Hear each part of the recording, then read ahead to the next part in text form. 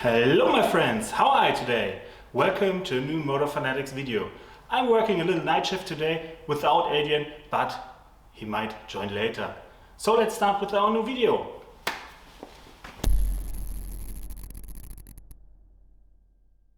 So my friends, what we are going to do today has a lot to do with the parts lying around in this workshop. I wonder why. We will work on the fuel cell, on the tank. We will work on this magnificent piece. Let me give you guys a better view of the rear suspension. We've got upper Cusco arms. We've got a high cast deletion, which is currently not mounted, obviously. In this wonderful housing is a Carts limited slip differential. We've got replaced all the bushings everywhere, almost everywhere. And of course, we still need to finish parts of our coilover. As you guys may remember, we still haven't finished the front suspension, most evidently because right here should be a coilover, which is obviously not. We got our sway bar linkage finally, but let me show you. We are still missing a lot of nuts and bolts. Most evidently, right here, this one is not supposed to go there. It's barely keeping it together. We will unfortunately have to order all those missing bolts directly from Nissan. This is what we are going to do next. Disassembling the rear shocks, the rear coilovers. These are still the disassembled front coilovers, because we are literally waiting for paint to dry. I may or may have not misjudged the color when purchasing the approximately correct spray paint to get the old rusty springs redone. That's the new color. Wonderful, marvelous. And that's the old color. Yeah, almost the same. Almost, very almost. But I'm inclined to keep it that way. That somehow does look cool. Write your opinion down in the comments. I'm really interested to hear what you guys think about that. But it's sparkling. The most important tool for separating springs from shocks is this, a spring tensioner. You can, and a lot of people tried to disassemble it without, but a spring to the face hurts a lot. And I really mean a lot. There are far better and far more expensive models than this. So again, please do as I say and don't do as I do. But this thing will make do. We're going to show you now how all of this will work out. We start with removing this little fellow here. Don't lose the mini screw. Next we are going to remove the top here. There we go. Easy peasy. Once again, don't lose this little securing washer here. Don't lose it. You're never gonna get one of those again in that size. Here we go. Did I already lose one? No, I didn't. Phew. Here we go. Won't need this one, won't need that one. Only the main nut remains. Here we go. Putting on the spring tensioner. Once again. Piece of shiny equipment. First one.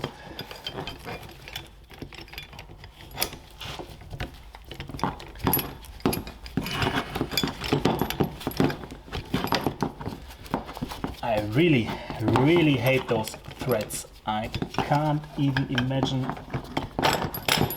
what I have done to have such horrible threads.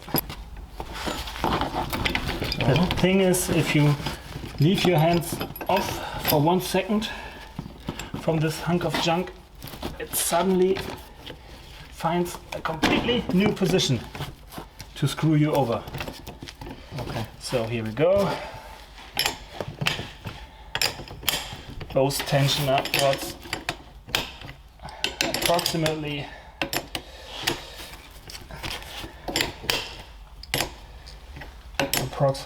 standing opposite of each other.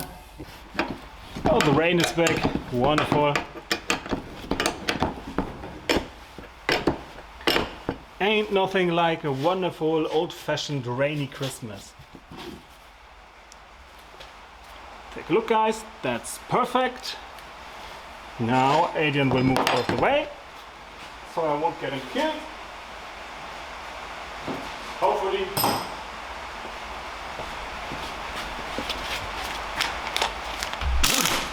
Direction is right. Does fit. We need bigger tools.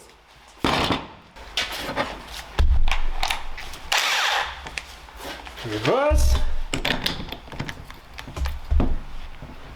Watch your fingers.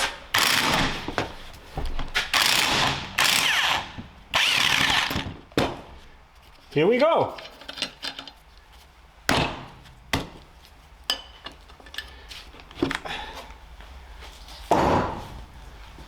Putting the big mofo away. Ooh.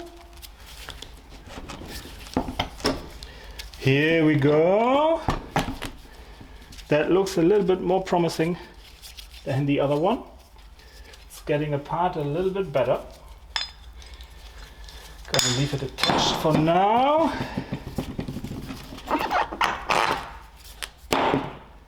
That's the top of the spring retainer. There's a small disc I showed you in one of our last videos, which is of course now drenched in WD-40, which helps turn the spring more freely. Then the spring itself, with of course the bump stop, don't drop, and the rubber, which is a little bit mangled, but that's no problem. Gonna remove that one. Take a look. It's grimy and dirty. It's full of dirt and grime. We're gonna clean that one up, and then it's hopefully good to go again. The 22, Adrian said. No, 24. 24, I said. Woo. Removing springs is a little bit easier because we have no far more space for that one. Here we go.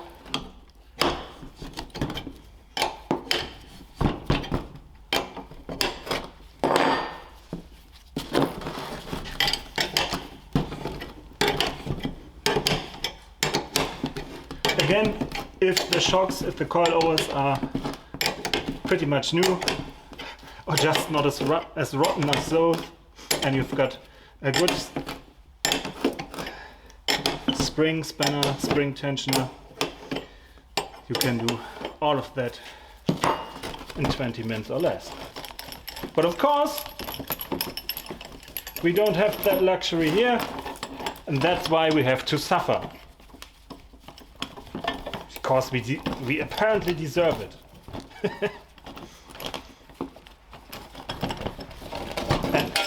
As I've said that the rain starts again, I take that as a yes. There should be 2 additional discs. Yeah, right here. Don't forget those.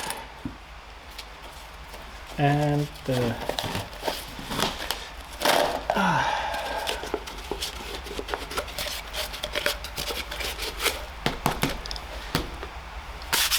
cover, here we go. That's one rusty ass old spring. Next step after assembling the coilovers is mounting the fuel tank. We already prepped the fuel tank for mounting. We only need to connect a few hoses and don't drop them and secure the tank with those and those wonderful pins. One eternity later. That's our small problem spot right here. The fuel tank is supposed to go snugly in there, but it hits the rubber right there. Won't fit. The R34 family unfortunately has very, very short longitudinal frames. They stop right here, so you always have to be a little bit careful where you can jack the car. Normally the subframe with its additional mounts would start right here and the main part of the subframe right here. Since we want to mount the subframe too, we can't jack the car there anymore. That's why we not only need space for the fuel tank, but later on for the subframe. So we jacked it right there and pray to the GDM gods that the car won't smash us. Fingers crossed.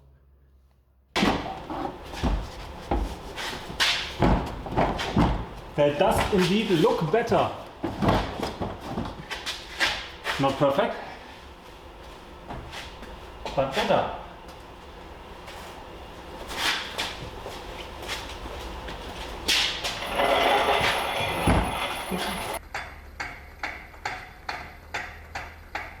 Attempt number 1, of course.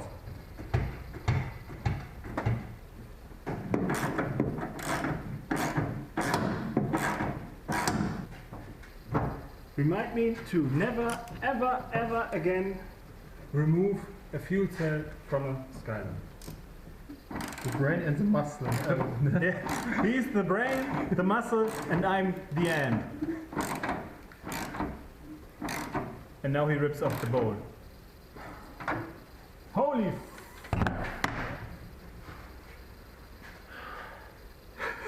We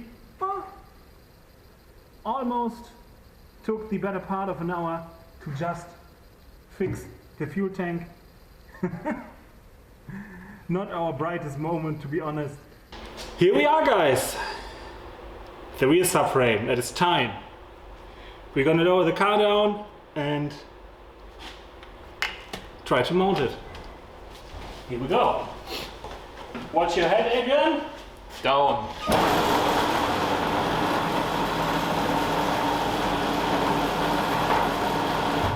Adrian likes to touch the dongle. Yes. I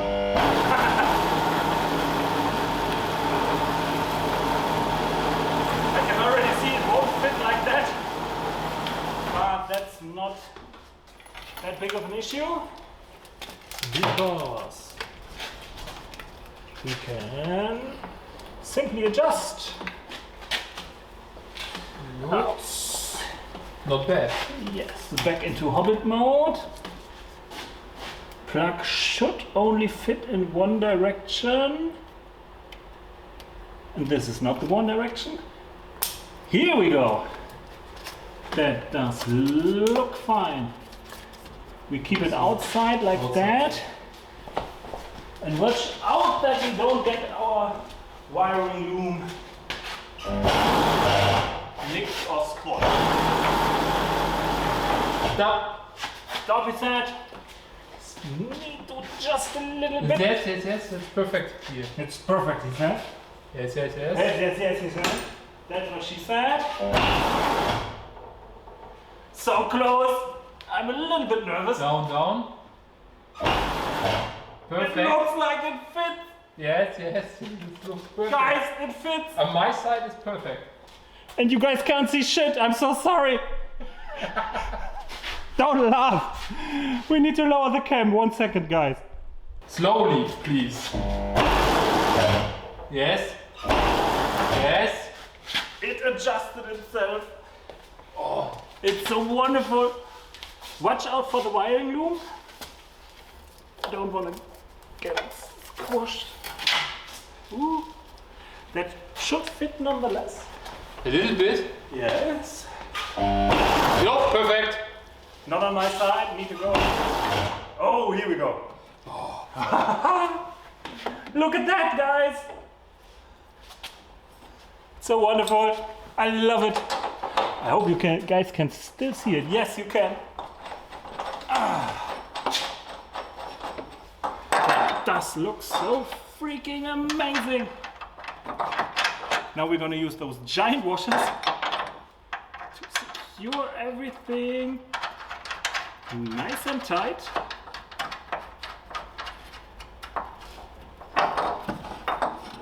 He stole my Here. yeah. Another one. He stole my nut. Nut. That does look so awesome, guys. I'm so freaking happy right now. Do we look happy? Yes, we do look happy. Because it is done. The rear axle is in its place. Even with the additional sub frame supports. The hikers element is still missing. The cart diff still has got no oil in it, but the main subframe part with all the main rear axle part, except the coilovers, which are next, is in. And we are, to be honest, pretty stoked about it. The fuel tank put up a good fight, but the rear axle was clearly on our side. And with that terrible disappointment, 2 springs done, 1 spring to do, and 1 spring unwillingly. We wish you a Merry Christmas, Happy Holidays, Happy New Year, and we see you guys, hopefully, next year. Bye bye. Bye. And don't forget to like, share, and subscribe. Peace!